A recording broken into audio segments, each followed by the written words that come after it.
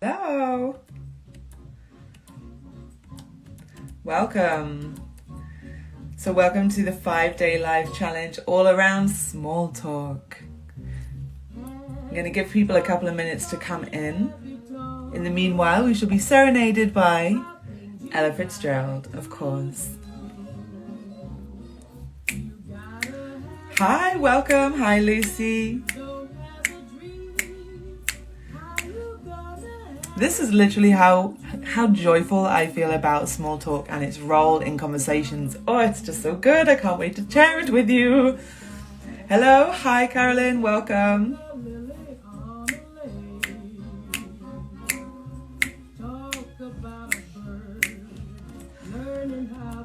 Talking happy dog.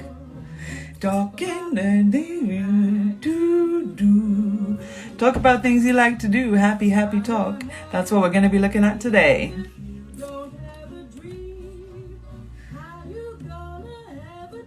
And happy Monday, of course. Happy Monday. Fantastic. Welcome, everybody. Welcome to the 5-day challenge, transforming small talk into something much more. Now, I have a tender spot in my heart for small talk. Give me a little heart if you could imagine loving small talk and its role in conversation. I think small talk is one of the most misunderstood beauties of conversation. And I'm going to tell you a little bit about why, and then we're going to jump straight into the tip for the day, which is going to be all around the initiation of conversations. So here we go. This is 5 proven ways to turn social anxiety, awkwardness, shyness into awesome conversations. Give me a little hand if you really struggle with any of those things, that social awkwardness or shyness or anxiety in new conversations with new people. Let me know if that's something that you're just like,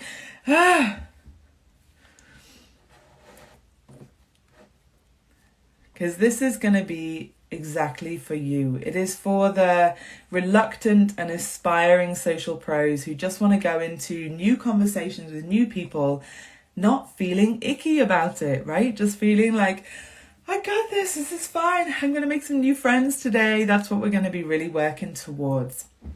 So if you're really ready to create meaningful interactions, I don't just mean like chit chat that isn't fulfilling. I mean genuine, fulfilling, interesting conversations that go to new places, that nourish your soul, where you feel a deep connection, any of these aspects. This is a good quality conversation. So the 5 things that we're going to be looking at for how to create new conversations and use small talk as the gateway for those is to look at the confidence to engage in great small talk anytime, anywhere, with anyone. Imagine it. Just imagine the freedom that would create in your life, your work, your friendships, your social groups. Next, we're going to look at the secret to interrupting and entering existing conversations with grace. So you're at an event, you're at a wedding, and people are already having their chit-chat groups, and you're like, how do I even enter that? We're going to look at the knack for taking bland small talk. So when small talk has got a bit stuck, you're kind of stuck in the small talk groove and it's not really going anywhere. So we're going to look at how to take it into deeper places so you don't get stuck in a boring conversation. And the magic of asking good quality questions to take things deeper and to more interesting places. There is a knack to it, and I'm going to show you it. That's on day 4, so Thursday, don't forget to come back. And on day 5, which is Friday, we're going to look at the art of leaving a conversation without being rude. Doesn't that sound nice? Without all the awkwardness, you're like, okay, bye. No. It doesn't have to be like that. So those are the 5 things we're going to be looking at this week. Show me some love if this is like something you really want and it's going to be useful for you. Because this is what this whole week is all about. Small talk, moving into great conversations, having the great conversation, and then leaving the conversation without all the awkwardness. Okay.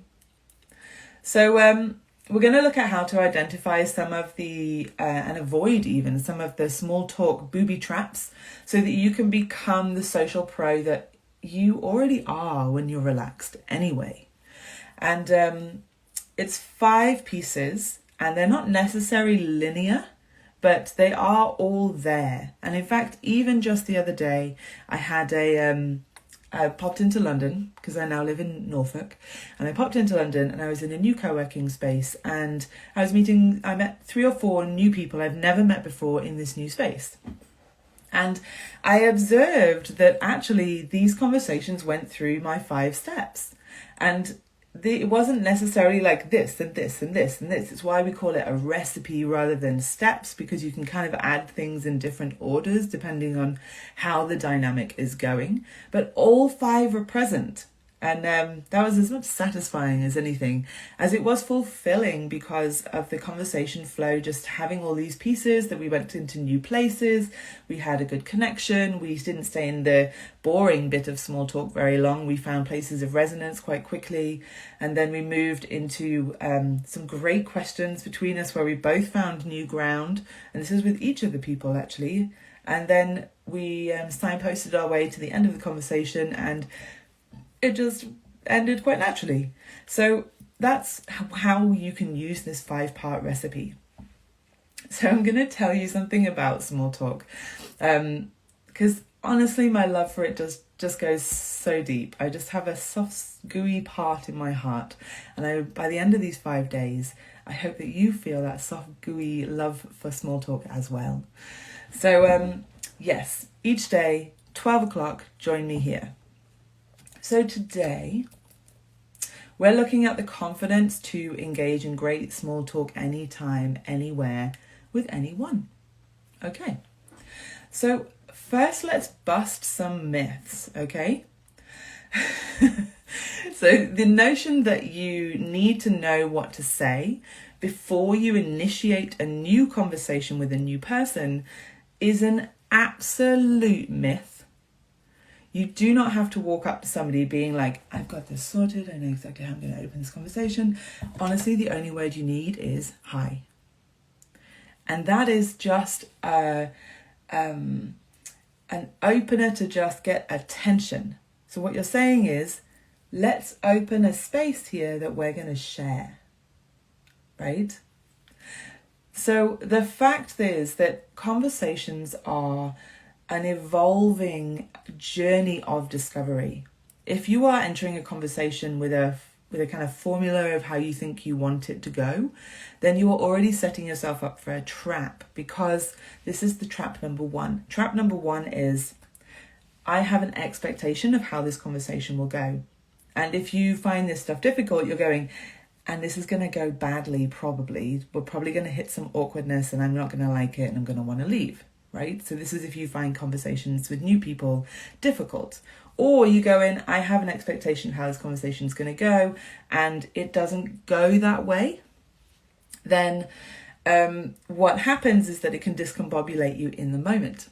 So what if you approach the conversation as an evolving journey of discovery instead? So this is a different way of entering conversations. The other piece I want to give you for how to approach new conversations is every person is already a friend, right? Until proven otherwise, obviously. So if you go up with the feeling of you're already approaching a friend, so take a moment now if you can, and just bring a really good friend to mind. Somebody you feel really comfortable with, somebody whose company you really enjoy, who you generally have good conversations with, and just kind of bring that into your soul a little bit, your awareness, your way of being. And you're like, okay, I'm going to approach this person like they're my busy mate Anna or whatever. So although it might not go as deep as with this person you're already comfortable with, you're kind of bringing over some of how you feel and what you are like with people you're really comfortable with into this new context. We call this parlaying. So you're going to borrow the feeling from feeling comfortable with a good friend and bring it over into this new context where you don't feel as comfortable. Okay, so this is kind of a trick that you play on your nervous system. And what this does is it moves you out of the anxiety place in your nervous system into the I'm a bit more safe here. And so now we have hi, and we have bringing over the feeling, borrowing the feeling of being with a good friend into this new context. Fantastic. So we're already at a different starting point. So next you need to create some relevance, okay? Because when you don't create relevance, then you haven't created basically a shared place that you're gonna spend time in together with this new person. So I'm gonna tell you a little story about some of you might have seen it in my email, but it's about my dad, and my dad has taught me so much about the importance of small talk, and I will forever be grateful. So he calls me up and he's got something he wants to tell me or talk to me about, and he's already halfway through the idea in his head. And he calls me up and he goes, hey, so no. And I haven't even usually had time to say hello back. We haven't done the how are you today? We haven't done the have you got time for this conversation? Is this a good time? Can I talk to you about? Nothing. There's like no indication. We just go cliff edge, straight in. And and then it gets worse. So then at the end of the conversation, he will have finished what he wants to share with me. He'll have got a satisfactory response from me, and he would just hang up. Wouldn't say bye, wouldn't like go, okay, cool, so let's speak again in like a week or so, or like nothing. No sort of, and we're coming into a soft landing at the end of the conversation, and it's closed, thank you very much, good night, bye. No. So it would just go like boom, boom. And there's no buffer on either side. And it was growing up with that experience many times that I really fell in love with the function of small talk. It is the bookend for creating a shared space and a relevance to what you're going to talk about, how you might talk about it, and who with. You're indicating so much by the use of your small talk. So, yeah. I hope you understand now how they're starting to get a sense of that it's this soft entry, soft exit to a shared experience, which is a conversation. Okay, so here's some examples of ways to create relevance, and jot these down. These are like starter phrases, and you might not use this exact one, but it might give you inspiration for other ones in similar contexts, right? So let's say you're at an event, a networking event perhaps, or maybe a friend event, which might be a wedding. So there's tons of new people. You have some relevance, but you know you're not quite sure who's who and who you connect with yet. So a lot of new people, and in that event, you could use something like, "Hey." So your opener, you've already got your friend jacket on. I'm bringing over that feeling of friendship, and I really enjoyed the last speaker. What was your impression? Right? So that's a sentence that you could use to create a shared context of, we both watched this speaker, I'm interested in your views, I'm happy to share mine, right? So you're just creating a shared context that you can lean into together. Next, you've got, let's say you're waiting in line for something, right? You're at the post office or the supermarket or some public transport. And if you're not watching from the UK, there's a lot of queues in the UK, and so it's a great place to start up a conversation. So you could say, "Gosh, waiting can be such a bore. What's your best tip? What do you do in queues to make it more interesting?" Right? It's a bit playful, and you're kind of opening up a shared experience of like boredom in queues. Let's make this more interesting. And just see where it goes. Or maybe another way that I love to start conversations with people is to give them a compliment. And I do this a lot. I do this a lot to people in the street, people on public transport, people at events. I use it all the time. And this is not a saccharine compliment that doesn't have anything behind it.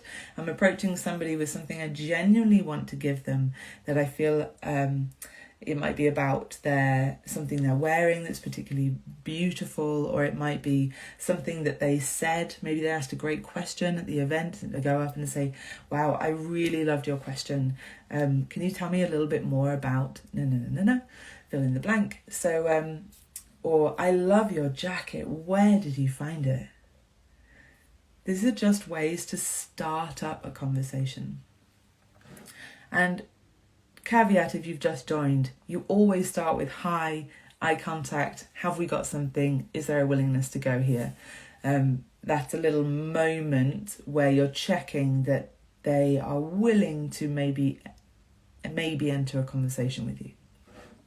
Okay, so these simple and harmless starter phrases can light the first spark of a potential connection. And that's all it needs to do. So at this stage in our 5-part recipe, we are just opening. It's like the first bloom of a conversation. And you haven't gone in deep yet. You haven't yet even found your major places of resonance. But what you've done is you have initiated a conversation. And that's what we're talking about, initiating a conversation. You don't always have to wait for the conversation to come to you. So this is how you do it. So let's recap, all right? What we have is, first, get on your friend jacket. And that is borrow from another situation where you feel really comfortable. The feeling of being with a best mate or a partner or a sibling who you relax into and feel comfortable with. So borrow that feeling from somewhere else in your life. Now approach somebody and say, hey. And you want to make a touch of eye contact in that moment, because you're checking, can we, are we? And by doing that, you're giving them a sense of, we're safe here.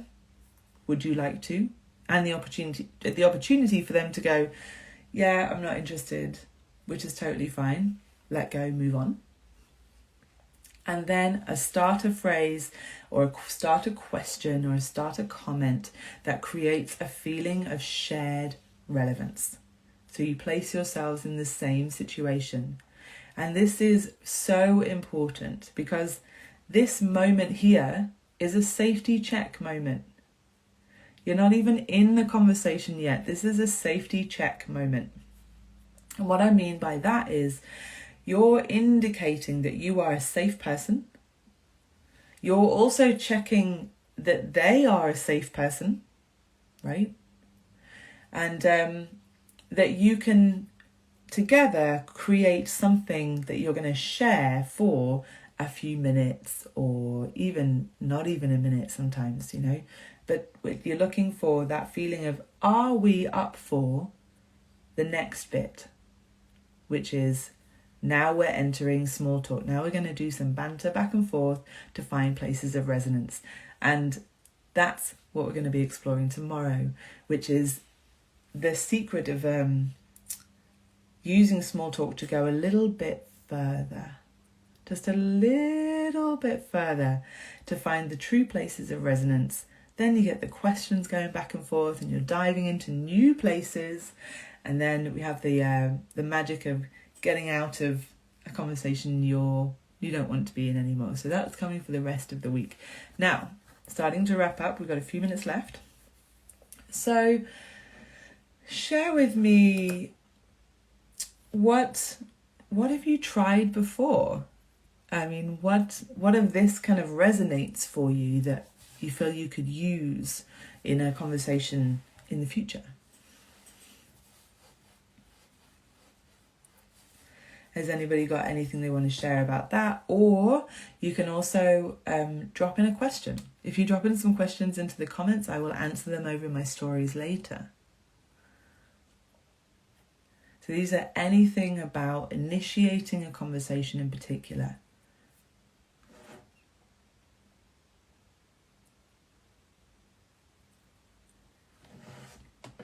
Because I get it. It's not always easy to initiate a conversation. Yes. So what do you think of the previous speaker? It's such an easy win, right? You can just use that question so easily at an event to get going. 100%. You can ask, hey, what do you think of the anything? Fill in the blank. Yes, how do you know the host? I mean, a classic one in a wedding is like, how do you know the bride? How do you know the groom? It's an easy starter, right? How can you tell if someone doesn't want to chat? That's such a good question, Lucy. So it's going to be hard to get going. So you've done your hey, you have done your starter phrase or question, and from there, if they're very monosyllabic with you, they probably don't want to chat. So they're just going like, yeah, not really. And they're not giving you anything else to play with, then it's kind of telling you that they probably don't want to have an interaction. And the likelihood is, a lot of my clients tell me that they get anxious about being rejected. The likelihood is it's nothing to do with you. They're just having one of them days, or they've got a lot on their mind, or, they're just not in a conversation vibe that day. Just let it go, move on to somebody else, or just drop that conversation, wait in line, get your thing done, and off you pop. So yeah, I hope that helps. The main thing is, don't take it personally. It's rarely anything to do with you, honestly. Any other questions? We've got another 3 minutes, and otherwise you can pop them when this goes post on my feed. You can just drop the questions into the comments down there. But I've also got something live in my stories at the moment where you can pop them in, and I'll answer them over on there as well. So this is any questions about the initial moment of initiating new conversations with new people. That special moment. It hasn't even begun yet. Oh, thanks. I'm so glad. What's your main takeaway from this, people? What are you going to go and do differently in initiating a conversation?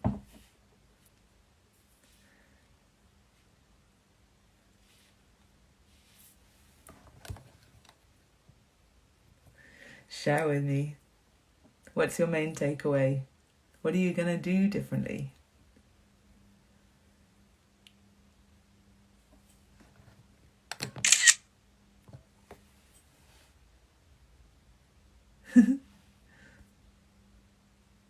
Oh, the friend jacket. Great. I love putting on the friend jacket. It's the best feeling in the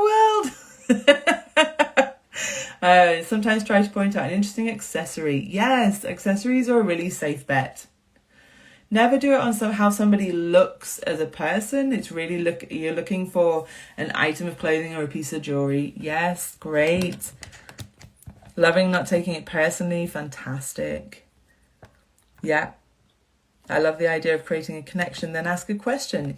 Yeah, completely. It's like it's you kind of upping the we're safe feeling, and then you have creating a shared relevance feeling. And I use the word feeling because actually conversations are massively about feelings. Do I feel safe here? Do I feel like I want to be here? Am I having fun here? All of that. Great. I'm so glad you feel it's a good structure to follow. So if you like this, you're going to love Tuesday, Wednesday, Thursday, Friday. I've got tons of this up my sleeve. So each one is its own little structure, and they don't necessarily go linearly, but it means that you've got a kind of a landing place for each part of the conversation as you move through them. Oh, thanks, mate. Really appreciate the love, and hopefully you can make it each day 12 o'clock, and it's going to be about 25 minutes. Wicked. And keep an eye out, and do drop me your questions as we go through the week, in the comments or on my stories. No worries at all. Thank you so much, everybody, and thanks for joining live, and share it wide, because people ask me this stuff all the time. So you're not the only one who finds this difficult. So share it with your mates, your siblings, your friends, because I get asked about small talk and new conversations so much, which is why I created this resource for you. You're so welcome. You're so welcome. And just as we started, we shall leave with Ella Fitzgerald singing Happy Talk, because that is the intention for the week. It really is. I'm so excited to share my love for small talk with you. I hope by the end of the week, you're all gooey. You're all gooey with it. Ah, gee. Wonderful. Have a wonderful afternoon, everybody.